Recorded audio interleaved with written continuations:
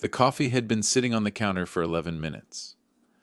Margaret Calloway knew this because she had watched the digital clock on the microwave tick from 6:47 to 6:58 without moving from the kitchen doorway, her hands wrapped around a dish towel she wasn't using, the smell of burnt toast still hanging in the air above the toaster shed, already unplugged and set back in its corner. Outside the window above the sink, the November sky over Brentwood, Tennessee, sat low and white, the color of old newspaper. She poured the coffee out, 59 years old, and she had developed the particular efficiency of a woman who has learned not to want things that will go cold before she can reach them. "Did you call the insurance people yet?"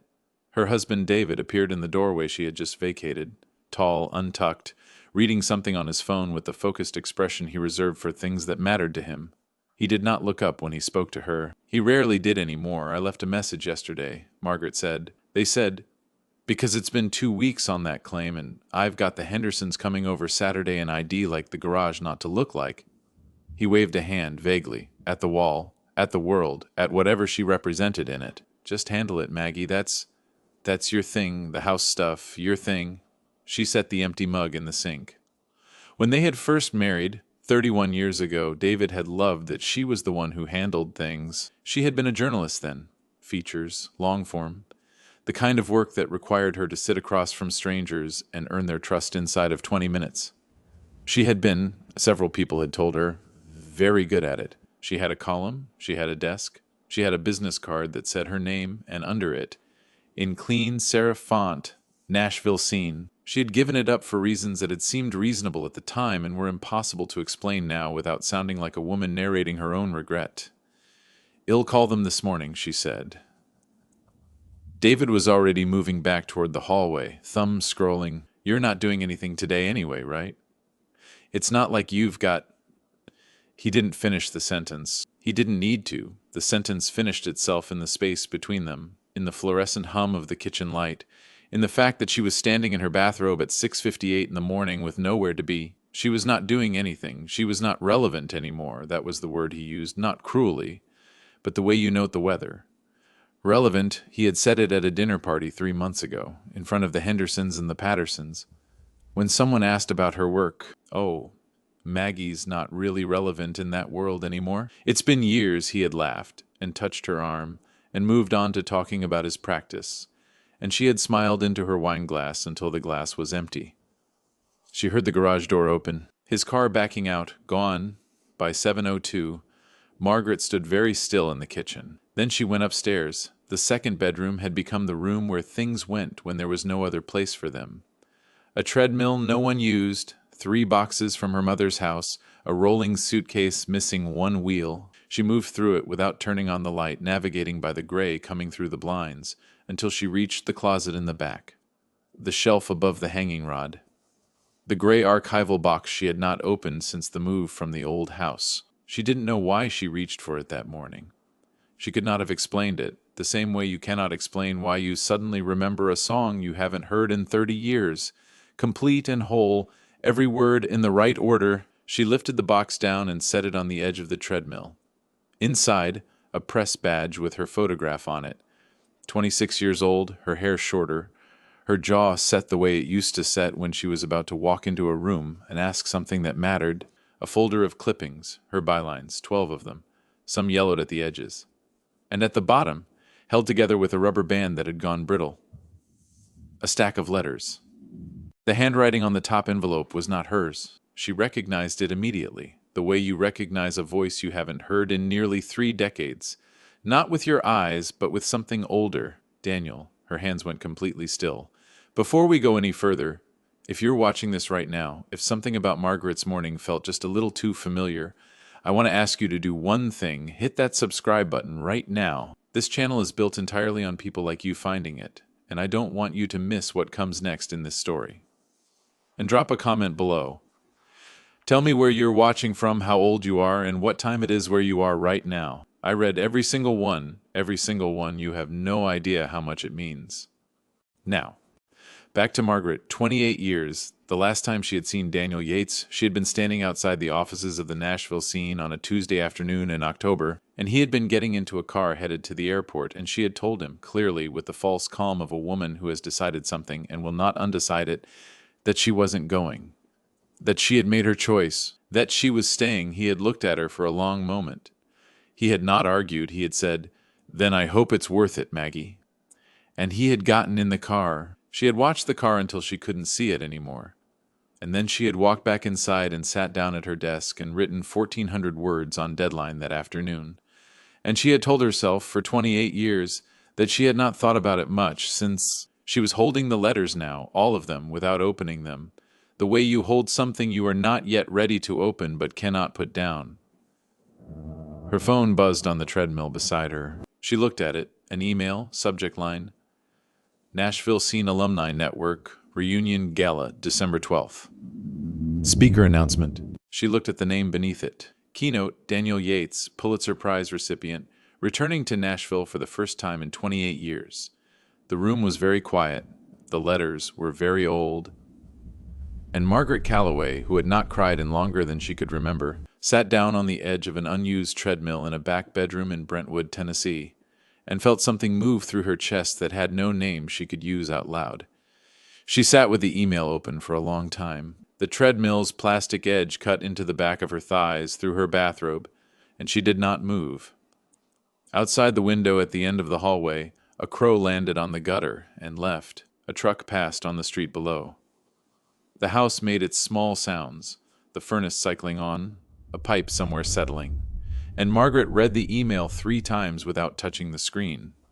As if a fourth reading might change what it said, Daniel Yates, Pulitzer Prize recipient, she had known in the abstract way you know things you have chosen not to look at directly, that he had done well, that he had gone to D.C. and then overseas and then back, that his name had appeared in places her name used to appear. She had known it the way you know a weather system is moving toward you.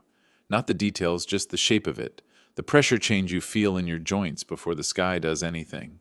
She set the phone face down on the treadmill. Then she picked it up again and registered for the gala. She did not think about it before she did it. Her thumb moved. The confirmation email arrived in 11 seconds. She set the phone down again and looked at the gray archival box and the letters still in her hands and felt, very precisely, the way a woman feels when she has done something that cannot be undone and does not yet know if that is a disaster or the first true thing she has done in years. She put the letters back in the box. She did not put the box back on the shelf. The gala was 3 weeks away. In those 3 weeks, David noticed nothing.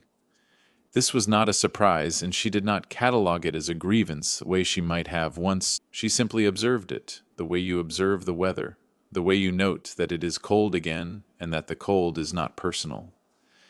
He came home. He ate the dinners she made in the kitchen that smelled of garlic and dish soap. He talked about his practice, about the Hendersons, about a patient whose case was interesting to him in ways he explained at length while she refilled his water glass and made the right sounds. He watched television beside her on a couch, where they had not touched each other in a way that meant anything for longer than either of them would have been comfortable saying out loud. He did not ask about the gala. She had put the registration confirmation in a folder in her email and labeled it nothing that would draw attention. She was not hiding it, she told herself. She was simply not announcing it. The distinction mattered to her, in the way that small internal distinctions matter to women who have learned that the space between a secret and a private thing is where what remains of themselves still lives. On a Wednesday morning, 11 days before the gala, she drove to the downtown branch of the Nashville Public Library and sat in a carrel on the 3rd floor and looked up every piece of work Daniel Yates had published in the last decade. The library smelled of old paper and floor wax. The heating vents ticked. A man at the table across from her was asleep over a spread newspaper, his reading glasses still on. Had written about war, about the particular human cost of things that happen far from American living rooms, the kind of writing that requires a journalist to stay in a place long enough that the place changes them, long enough that they stop writing from a distance and start writing from inside. His Pulitzer piece was 6,200 words on a family in Fallujah, and she read all of it. And she did not read it the way a woman reads an ex-lover's work to measure herself against it. She read it the way a former journalist reads the work of someone who kept going, which is a different and more complicated thing. When she was done, she closed the browser tab and sat for a moment with her hands flat on the table. He was still the same writer. That was the thing. The voice was older, denser, more patient. But the quality underneath it, the quality she had recognized the very first time she read something he wrote. When they were both 27 years old and sitting at adjacent desks in a newsroom that no longer existed, that was intact. He had taken what he was and kept going with it. She had taken what she was and put it in a box on a shelf in a back bedroom. She stopped at the Walgreens on her way home and stood in the hair care aisle for 4 minutes, looking at nothing in particular, before a woman in a red vest asked if she needed help, and she said no, and moved to the next aisle, and the next, until she found herself in front of the reading glasses display, turning a pair over in her hands that she did not need, and she put them back on the rack, and she went to her car, and she sat in the parking lot with the engine running and the heat on, and did not move for 6 minutes. Then she called her daughter. Claire answered on the third ring, slightly breathless. The sound of her office, open plan, Denver, the soft percussion of keyboards, behind her. "Mom, hey, what's wrong?" "Nothing's wrong," Margaret said. "Why does something have to be wrong?" "Because you call on Sundays." "It's Wednesday." She was quiet for a moment. Outside the Walgreens, a woman was loading a stroller into the back of an SUV, moving with the practiced economy of someone who has done this 10,000 times. "I registered for a thing," Margaret said. "A journalism gala for the scene alumni. They're honoring some people, and I thought I might go." The keyboards behind Claire went quieter, or maybe Claire had stood up and moved. "Mom," Claire said slowly, yeah. "You should go, absolutely. I'm not sure what ID even. I haven't been in that world in—" "Mom." Claire's voice had changed, something firmer underneath it now, the way her daughter's voice got when she was about to say something she had been holding for a while. "You used to light up when you talked about that work. And I was little, but I remember it. I remember what you looked like when you came home after a story ran." A pause. "I haven't seen that in a long time." The parking lot blurred slightly at the edges. Margaret pressed her lips together and breathed through her nose. "What are you wearing?" Claire asked. I haven't thought about it." "Yes, you have," she had. "Come to Denver this weekend," Claire said. "Well, find you something." Denver in late November smelled like cold concrete and wood smoke, and the particular clean dryness of altitude. And Margaret stood at the window of Claire's apartment in Cap Hill on Friday evening, watching the last light go amber on the Rockies and feeling, for reasons she could not entirely account for, like she had crossed a border she had not known was there. Claire's apartment was small and deliberately arranged. Bookshelves built to the ceiling, a kitchen that was serious about itself, a dining table covered in the organized clutter of someone who works hard and lives alone and has made peace with both. The smell of something with rosemary in it came from the oven. "Try it on," Claire called from the bedroom doorway. The dress was hanging from the closet door on a slim wooden hanger. Dark navy, not black. Claire had been specific about that distinction in the shop. "Black is armor, Mom.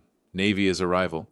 It was simple in the way that only well-made things are simple, with no apology in the cut and no decoration that wasn't structural. Margaret changed in the bathroom. When she came out, Claire was leaning in the doorframe with a glass of wine and the expression of someone watching something they have been waiting a long time to see. Neither of them spoke for a moment. "There she is," Claire said quietly.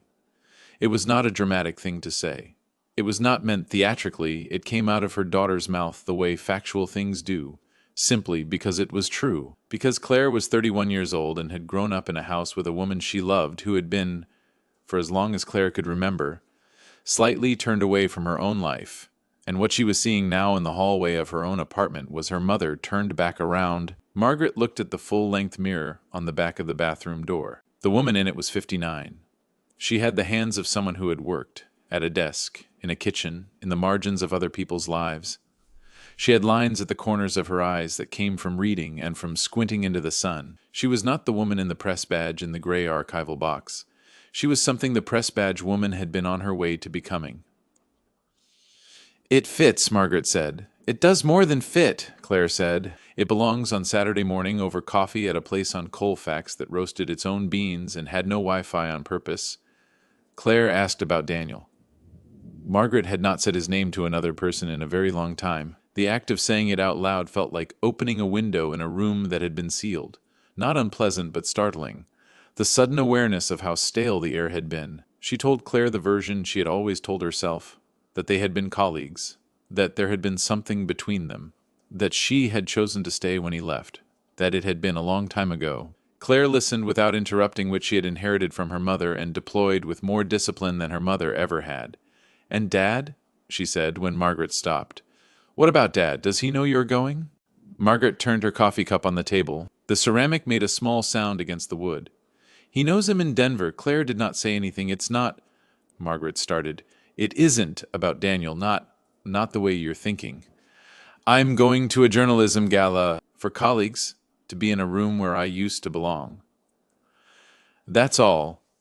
Claire looked at her mother for a long moment with the steady patience of a woman who has learned also from her mother when not to press. "Okay," she said. "It's not—" "Mom," I said okay.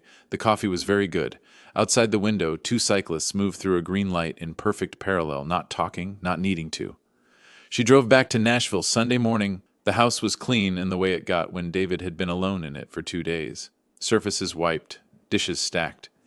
Everything in its place with a precision that had nothing to do with comfort and everything to do with the absence of disorder he could point to. He was in the living room with the television on when she came through the garage door, and he looked up and said, "How was Claire?" in the tone of a man completing a necessary transaction, and she said, "Good," in the tone of a woman who has stopped expecting more than that, and she carried her bag upstairs and hung the navy dress in the back of her own closet and closed the door. 12 days, the night of December 12th, arrived the way important nights do when you have been waiting for them, not with fanfare, but with the slightly surreal quality of a thing that has been theoretical becoming suddenly actual. She dressed alone. David was at a conference in Memphis. She had not told him about the gala, not because she had decided not to, but because the moment to tell him had never felt right. And she had eventually understood that she had been waiting for a moment that was never going to feel right, because there was no version of that conversation in which he would have understood why it mattered. She did her makeup at the bathroom mirror with the same methodical care she had once applied to research, foundation, the gray at her temples that she had stopped coloring 2 years ago because she had run out of a particular kind of energy, and which looked tonight, in the warm bathroom light, not like defeat but like something earned. She put on the navy dress. She looked at herself. She picked up her old press badge from the gray archival box, which she had moved to the top of her dresser 11 days ago and which had been sitting there in plain sight every morning since she did not put it on. She held it for a moment, then set it back down, face up, visible. The cab driver who picked her up was a woman in her 60s with the radio on low and a pine tree air freshener swinging from the mirror. And when Margaret got in, the woman looked at her in the rear view and said, without being asked, without preamble, "Honey, wherever you're going, they're lucky." Margaret looked out the window at the Nashville night moving past. "Thank you," she said. She meant it. The Omni Nashville Ballroom was the kind of room that knew what it was. High ceilings, warm light, the low roar of several hundred people performing versions of themselves for each other. The Scene Alumni Gala had drawn journalists and editors and photographers, some of whom she recognized from a distance, some of whom were strangers, all of them carrying the particular energy of people who had spent their lives paying attention and who gathered, on nights like this, to remember that the work had meant something. She took a glass of water from a passing tray, and across the room, through the moving crowd, she saw him. He was standing near the far window with 2 other men, a glass in his hand, laughing at something. 28 years had done what 28 years do. His hair was silver now where it had been dark. The lines in his face were deeper. He was the same height but held differently, with the settled solidity of a man who has been in enough serious rooms to have stopped needing to perform seriousness. He had not seen her. She had perhaps 4 seconds before the crowd shifted, and he would. She did not move. She stood exactly where she was, in a navy dress in a ballroom in Nashville, Tennessee, holding a glass of water with both hands, and she felt something move up through her chest and into her throat, and she did not swallow it back down. She let it be there. She let herself look at him. And then the crowd shifted, and Daniel Yates turned, and his eyes crossed the room and found hers and stopped. The room did not stop. That was the thing she would remember later, that the room did not stop, that the wait staff kept moving, and the conversations kept running, and the ice kept shifting in glasses, and the chandeliers kept throwing their warm geometry across the ceiling, and none of it registered because Daniel Yates was looking at her from across a ballroom in Nashville, and the 28 years between them had collapsed to nothing, the way distance on a clear night collapses when you look at a star and understand Suddenly that the light you are seeing left its source before you were born. He did not move immediately, neither did she. 3 seconds. 4.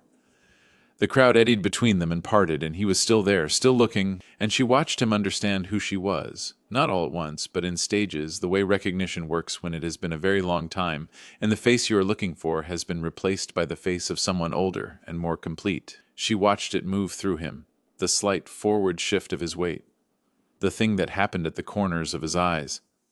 He crossed the room. She did not go to meet him. She stood where she was and let him come, not out of pride, not out of strategy, but because her legs had made a quiet decision of their own, and the decision was stillness.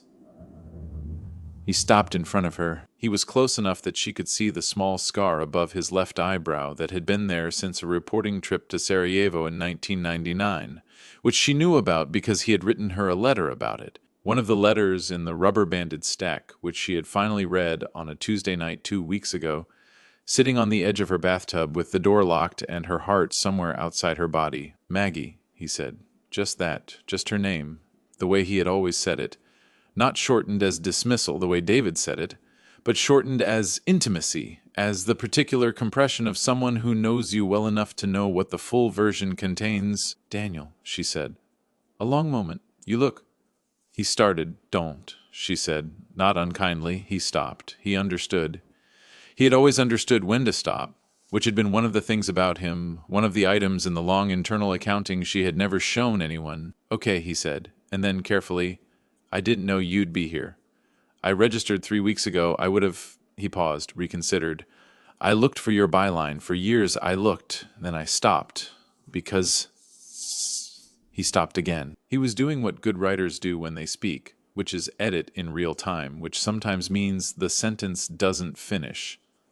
Because it wasn't there, she said. Yeah, the word landed between them without drama. It was just the truth, and they were both people who had spent their lives inside the truth, and they stood with it the way you stand in a room after all the furniture has been moved, aware of the space, aware of what the space used to hold. They found a corner near the windows. The city spread below them, Nashville lit and moving, the Cumberland a dark ribbon through the center of it, the Nissan Stadium lights on even at this hour.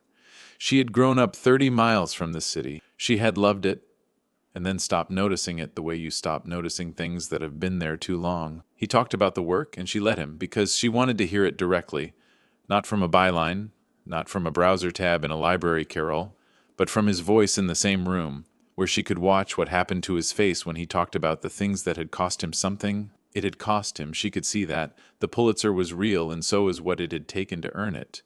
The years overseas, the 3 marriages that hadn't survived the years overseas, the particular loneliness of a man who has been in enough broken places that coming home always feels slightly theoretical. I should have fought harder, he said, when you said you were staying. I should have... I don't know. Said something different. She looked at him. You said exactly what you should have said. I said I hoped it was worth it. Yes, was it?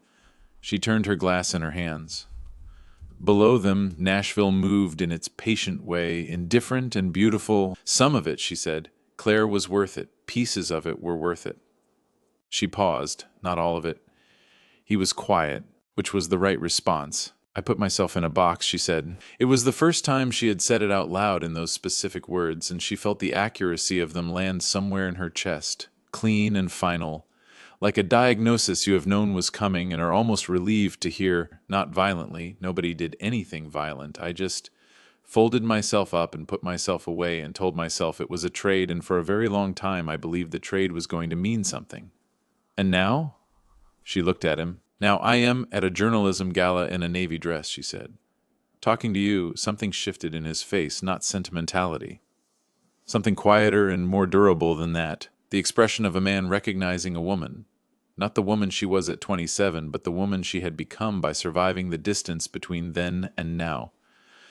Later, when the awards portion of the evening began, she sat at a table near the front with a woman named Rosa, a former photographer for the scene who was 63, and had the quick, decisive laugh of someone who had decided long ago not to waste time on rooms she didn't want to be in. Rosa had known her slightly from the old newsroom days. I always read your stuff, Rosa said, between the 3rd and 4th award. That piece you did on the foster care system in What was that, 94? I gave it to my sister, who needed it at the time. Margaret looked at her. I didn't know that, she said. Why would you? You wrote it. You put it out there. You can't know where it goes. Rosa refilled her own wineglass without looking at it, watching the stage. Shame you stopped. But it's not too late, you know. I know 3 editors who would open an email from you tomorrow. Margaret said nothing. She said nothing.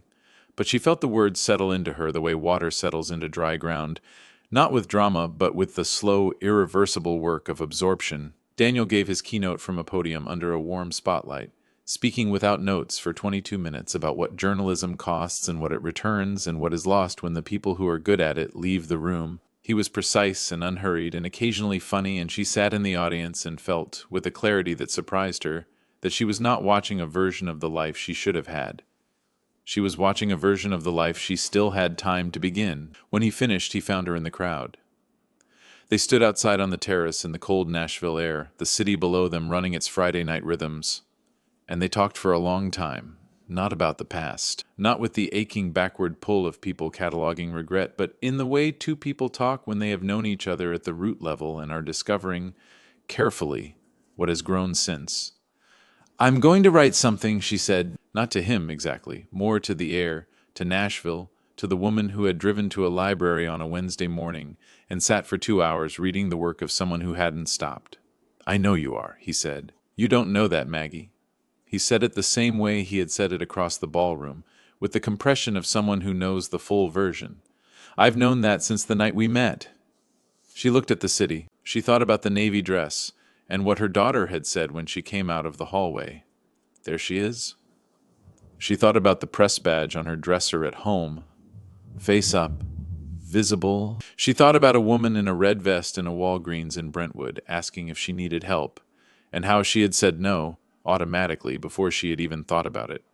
She breathed out slowly into the cold air. I need to make some changes, she said.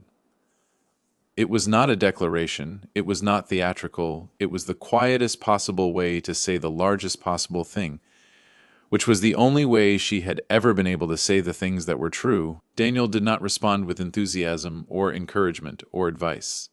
He simply stood beside her in the cold and looked at Nashville with her, and that was exactly right. 1 year later, it is a Tuesday morning in December, and the coffee on the counter of a smaller apartment in East Nashville has been there for 6 minutes, which is exactly how long it takes Margaret Calloway to finish the paragraph she is writing before she allows herself to reach for it. The apartment smells of coffee and old wood floors, and the particular dry warmth of a radiator doing its job. On the desk by the window, her laptop is open to a document that is 14 months old and runs to 6,100 words, a long-form piece on the women of Davidson County's public defender system, which an editor at a national publication has been asking about for 3 weeks, and which she will send by end of day. Her press badge sits on the bookshelf beside the desk, propped against a row of notebooks. In plain sight, in the open, she takes the coffee. She sits back down, outside the window. East Nashville moves through its morning. A dog walker, a school bus, a man shoveling the light frost off a front walk with the steady rhythm of someone who has been doing it for years and doesn't mind. She does not think about David, except sometimes the way you think about a room you lived in for a long time, with a complicated mixture of recognition and relief at no longer being inside it. She thinks about Claire, who called on Sunday and stayed on the phone for an hour. She thinks, occasionally, about Daniel, who is in Boston now, who sends her pieces he thinks she should read, who calls when he lands back in the country, who is in her life in a way that has no clean category and doesn't need one. She turns back to her screen. She reads the last sentence she wrote. She writes the next one, because the thing about a life is this: it does not announce its second chapters. It does not send a formal notice or clear the calendar or wait for the right moment. It simply leaves a door slightly open, in a back bedroom, on an ordinary morning, and it waits to see whether you will notice Margaret noticed, and she walked through, and that's where it'll leave you today. If Margaret's story stayed with you, if some part of it felt familiar, I want to hear from you. Have you ever stayed silent when you should have spoken? Have you ever made a trade that was never honored? Have you ever put yourself in a box and told yourself it was practical? Tell me in the comments. Your words might be exactly what someone else needs to read today. If this story meant something to you, leave a like It takes 1 second, and it means everything to this channel. And if you're new here, subscribe and go check the playlist on your screen right now.